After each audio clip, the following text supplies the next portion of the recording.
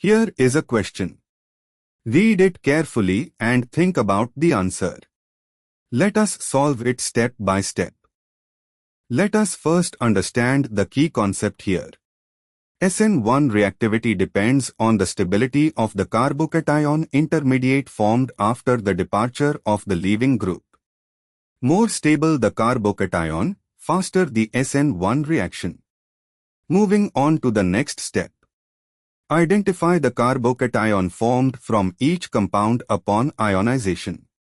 Compound 1H3C is equal to O CH2 plus a primary carbocation adjacent to a carbonyl group, acyl group. The carbonyl group is electron withdrawing by both induction and resonance, no resonance stabilization of adjacent carbocation. In fact, resonance destabilizes it because the carbonyl oxygen withdraws electrons. This is actually a primary carbocation that is strongly destabilized by the adjacent electron withdrawing carbonyl group. Compound 2H3C CH2 plus a primary carbocation with no special stabilization. Compound 3H3C plus a tertiary carbocation stabilized by hyperconjugation and inductive donation from 3 methyl groups. Moving on to the next step. Rank carbocation stabilities. 3. Tert-butyl cation, tertiary, most stable due to 3 methyl groups providing electron density via hyperconjugation and induction. 2. N-propyl cation, primary, moderate stability.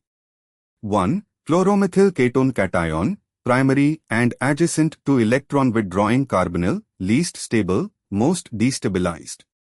And for the final step.